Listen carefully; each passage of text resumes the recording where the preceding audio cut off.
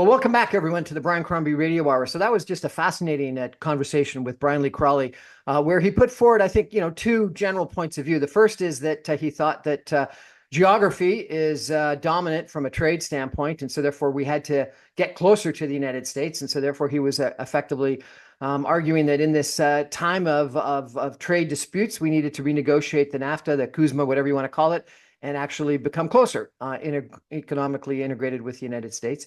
And that second of all, that Pierre Poilievre was best positioned to be able to do so, given that he had politics and frankly, it almost sounded like character comparable to Donald Trump, so that he could negotiate far better with Donald Trump.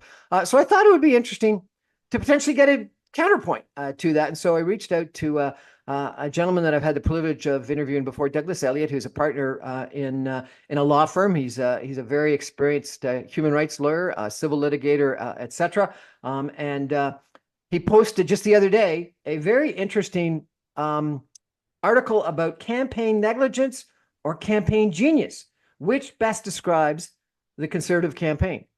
So Douglas Elliott from Cambridge LLP, welcome to the show, sir. What do you think about Brian Lee Crawley's argument about, number one, we should become more vertically integrated, economically integrated with the United States, and that doesn't have to give up our political sovereignty. He never said that. He just said that geography was dominant. And number two, that Pierre Poilievre is best able to negotiate that new relationship. Yes, so I'll start with the first one. I entirely disagree with them. I think most of the other political leaders now are saying that we ought to diversify our trade. This argument has been made for years. McDonald Commission, a number of different people have suggested we should try and diversify our trade, and we failed to do it. About 75% of our trade is with the United States right now. I think based on the erratic behavior of the current American administration and the widespread support it has amongst Americans and even on Wall Street, which amazes me. I think it's crazy for us to be lashed to a lunatic. We need to think about diversifying. Now, of course, in the old days, there's certain things that are going to be difficult to diversify away from. Our automobile sector has been integrated since the 60s. Steel is very heavy. Aluminum is very heavy. Those kinds of industries, it's hard to create markets. Steel, the Chinese are dumping steel all over the world, so we can't compete on price. So there's certain things that we can't compete on. But in today's economy, it's a worldwide economy. Services are extremely important. We have a highly educated workforce. We can sell all over the world, and we should. And I think it would be a serious error to think that we have to rely on the North-South relationship and geography in order to make a living. I totally disagree with that. And I certainly think we need to stimulate domestic consumption. With respect to the personality issue, I disagree completely. I think you can negotiate with Donald Trump if you have quite a different personality. I mean, Justin Trudeau and Chrystia Freeland were able to strike a deal with them, and he hated them. He has a really good relationship with Keir Starmer, and Keir Starmer is in a totally different place on the political spectrum from Donald Trump. I think the key thing in dealing with Donald Trump is that you have to command his respect and you have to respect him. Those are the two key factors. Insulting him doesn't get you anywhere. But you need to have his respect. And I don't think that Pierre Poilievre will have Mr. Trump's respect. He's not going to get his respect just because he's on the same end of the political spectrum. That's not going to cut the mustard. What Trump respects is people who are famous or people who have accomplishments in life. People who have titles, who have run big businesses, or who have other kinds of accomplishments. Mr. Carney is a bit of a celebrity, not a big celebrity, but a bit of a celebrity. But the most important thing is he was the governor of the Bank of England, and that's a very important job in the world of finance. And that is going to command Mr. Trump's respect, in my opinion. Interesting. So what about this issue about campaign negligence or campaign genius that you wrote about yesterday? Yes. So it's very clear in talking to my conservative friends, most of them are very solidly behind Pierre Poilievre and the campaign that's been organized by Jenny Byrne. A lot of people who have observed the campaign have commented on the fact that it hasn't changed much since Justin Trudeau left, Trump was elected, and Carney took over the Liberals. He's still focused on tax cuts. The Trudeau era was a disaster. We need to have a change, and he's the right guy for the change. He's really not talking much about Trump and trade and tariffs and what he's going to do about them. And that apparently, with a lot of conservatives, is thought to be a great idea, except for Corey Tenecki, who has impeccable Reform Party credentials, probably superior even to Mr. Poilievre's. He is a key advisor to Doug Ford, and he's come out quite publicly and called this campaign negligence because his polls are showing him that the Conservatives are doing very poorly in the 905, which Stephen Harper knew you had to win in order to form a government. And they're just not addressing the number one issue for Ontario voters, which is Donald Trump and trade. And indeed, his big policy announcement on that is that all the revenue from tariffs is going to be used to fund tax cuts. Well, that's just the same old tax cut policy wrapped up in a new package saying, well, tax cuts are the answer for everything. They're the answer for Donald Trump. We'll use that tariff revenue to fund tax cuts, which coincidentally is exactly what Donald Trump has been telling Americans he plans to do. He's going to use that tariff revenue to fund tax cuts. So you made this argument in your article that you said that a lot of the policies that he's been encouraging are very similar to sort of Donald Trump, and you almost described it, not almost, you did describe it as MAGA light. You talked Yes. about culture wars. You talked about the woke left. You talked about the LGBT community. You talked about deregulation as well as tax cuts. Is he Yeah. too? Yeah, and you also commented about using the Canada first versus the America first sort of lingo. Is he too Trump light? Well, it's not just me that thinks so. It's Corey Tenecki. And Corey Tenecki is about as far right as they come. But he himself has publicly said that it's too Trumpy. He hates the Canada First because it's an obvious borrowing from America First from Donald Trump. Look, right up until Donald Trump declared a trade war on Canada, Pierre Poilievre sounded exactly like Donald Trump. He talked about the woke left. He talked about using the notwithstanding clause to override our charter rights. He talked about there's only two genders, attacking trans people. All of this pandering to the far right populists, where his base is to be found, especially in Alberta and Saskatchewan, but also elsewhere in Canada. Now that Trump is so incredibly unpopular, he's trying to cloak himself in some kind of new persona, getting rid of the glasses, getting rid of the tie, not talking about Canada being broken quite as much. But the reality is that he's still very much Maple MAGA or MAGA light, if you will. That is his appeal. And Leger poll showed that 50% of his party love Donald Trump. Yeah, that is a And problem. And, there's been some reporting, you may have seen it, that suggests that actually when he starts criticizing Trump in his rallies, they stop applauding. And so, the base doesn't want him. The Canadian population, the Canadian media may want him to, Corey Tenecki may want him to criticize Trump, but the base doesn't want it, doesn't like it, doesn't applaud for it. They want a certain percentage, 20% of Canadians supposedly, and a certain percentage of his base, as you identify, actually like Trump and wouldn't mind joining the United States. oh yeah, for sure. And this is the dilemma that Polyev faces: is he's great at appealing to the base because he's part of that base. He went to the University of Calgary. He was a tack dog for Stephen Harper. He is 100% Reform Party, prairie populist, libertarian, social conservative, born and bred. So it's easy for him to appeal to that base. The problem is that if you only appeal to that base, you don't win because you have to You need somebody like Jason Kenney, the minister for Curry in a Hurry, that went around the 905 peddling the Harper gospel to people in the 905, and they won the 905. I don't see any effective strategy by Poilievre to reach the 905, to reach Ontario voters. Look, he's a disaster in Quebec. He has zero chance of winning any. He's going on tout le monde en parle tonight in Quebec. It's not going to help him. He's not going to go anywhere in Quebec. He's losing in Atlantic Canada. He's having a tough fight in BC right now with the Liberals. He has to win big in Ontario to win the election. And yet he doesn't seem to be addressing the issue that Ontario voters care about, But the which is challenge, sorry, I apologize. Go on. how are you going to deal with Donald Trump effectively, and how are you going to protect us? As Doug Ford said, there's the magic word. How are you going to protect us from Donald Trump? And I haven't heard a peep about that from Pierre Poilievre.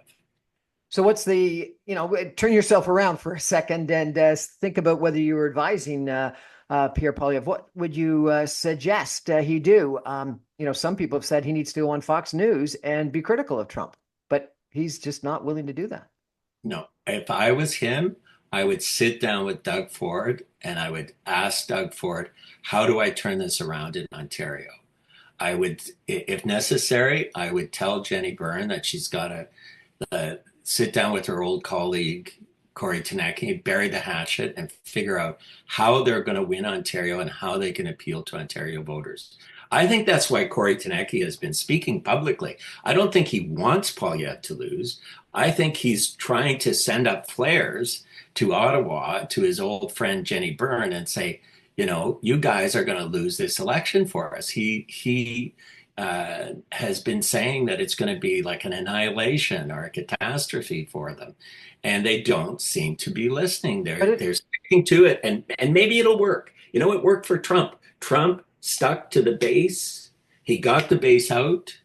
The people who were opposed to him sat on their butts, didn't go to the polls, and he won. It could happen here too. And you take a look at the polls, he's actually reasonably consistent in the polls at that 40% level. So, he hasn't lost the base. It's just that the Liberals have added the NDP and the Bloc Québécois voters that have come to the Liberals and have jumped from below the Conservatives to above the Conservatives because they've really coalesced the left progressives as well as gaining Quebec. So in the United States, you use that example. And women. Don't forget women. Don't forget women. He's got Carney has a 20-point lead with women. And I think that is because two reasons. One, Poilievre is fundamentally unlikable. And number two, he's too much like Trump. And women in Canada know what happened to women in the United States under Trump. But, the Democratic Party ran on women's rights, reproductive rights, almost too much. I did numerous shows with people that thought that Kamala Harris was going to win, that Trump only appealed to the base, had that strength in the base. But what ended up happening is turnout went down with women, with educated males, and turnout went up in those sort of less educated and ethnic groups that were surprisingly very strong for Donald Trump. So could that repeat in Canada? Yes, it could. Absolutely. I think there's no doubt as I watched the polls, what I saw was a precipitous drop of the Conservatives, but that was all about disaffected Liberals who went back to the Liberals after Carney took over from Trudeau. It has stopped falling. It's stayed pretty steady. And he's very good at juicing the base, these Trump-like rallies where he lies about the numbers, but makes everybody feel happy about Pierre Poilievre. Historically, anybody who knows the history of Canadian politics knows that Conservatives have always been much, much better at getting their vote out than the other parties. They have very dedicated voters. So if they push hard to get the vote out, they can win. For example, I'm in Sault Ste. Marie Algoma riding. The Liberal won this riding the last time by 200 votes. 200 votes. So if a few hundred Liberals or NDP supporters stay home, because they think Carney's going to win, or they're not that excited about Carney, or they're NDP and they can't hold their nose and vote for the Liberals, the Conservative could win this riding. And that could happen in a number of close ridings across Canada. If you look at the margin of error in the 338 Canada right now, if you just say the margin of error goes completely in favor of the Conservatives and completely against the Liberals, the Conservatives win. The challenge that I think Pierre Poilievre also has is that if he goes too against Trump, he clearly potentially loses some of his base. And as Aaron O'Toole did, an election ago, if he goes and drops some of the social conservative, angle and the axe, the tax, the deregulation, the tax cut, he potentially loses to the PCP. So he's at risk of losing some of the people on the right as well, is he not? Yes, except Bernier is not doing very well at all. I mean, that's one of the things that's helping Poilievre stay where he is that he does seem to have pulled in all of the far right vote away from Bernier. Danielle Smith is openly campaigning for him. He seems to be holding the far right pretty tight, and he's not losing the left, what's left of the left of the right of the Conservative Party. I mean, the red Tories are now almost an extinct species, but the sort of moderate conservatives that still exist in the Conservative Party are still loyal to their party, and they're still going to vote for Poilievre even if they disagree with a lot of his policies. So he's done a great job at fundraising, Poilievre. He's got lots of money. So, Jenny Byrne's strategy could still win because of the annihilation of Bernier's vote and pulling it into the tent and getting the vote out. Certainly, it seems to me, anything I've heard, they do not seem to be trying to appeal to swing voters like me at all. Like I don't see anything that they have done except for some really superficial, lots of Canadian flags in their ads and at their rallies, and less talk about Canada being broken. But fundamentally, their message is still the same. It's still the MAGA message about we're against the woke and we're, the lost decade under the Liberals and axe the tax and the Carney can't be trusted on the carbon tax and all of the same tired old themes from last year that I don't think most people care about. Certainly outside of the Conservative base, I don't think most people care about it. So what about Mark Carney? Let's take a break for some messages and come back and ask you as a concluding question. Given that, as you say, the who wins government is within the margin of error, what does Mark Carney got to do, if anything different than what he's been doing so far? Stay with us, everyone. Back with some concluding comments with Douglas Elliott in just 2 minutes. Stay with us, everybody.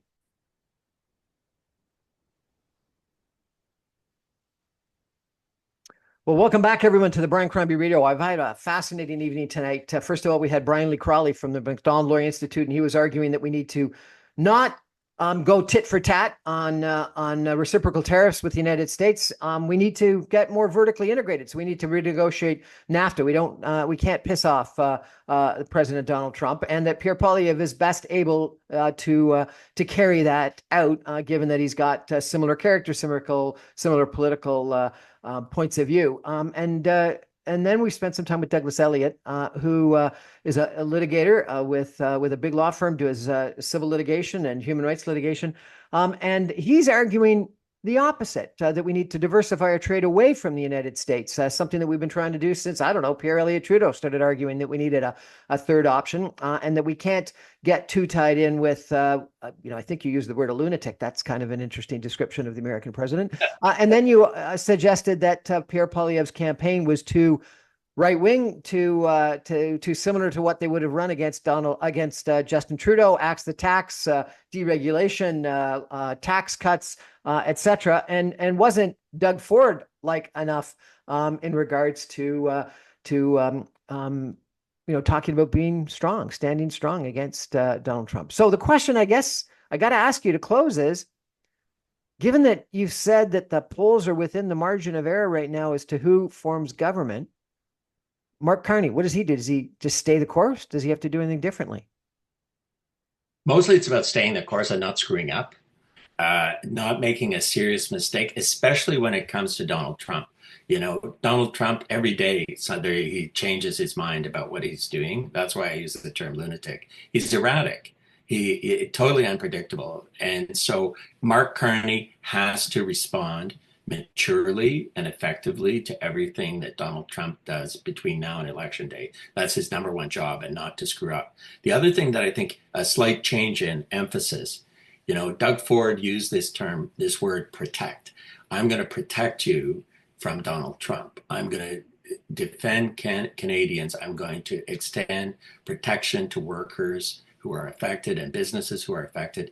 I think Carney needs to emphasize that more.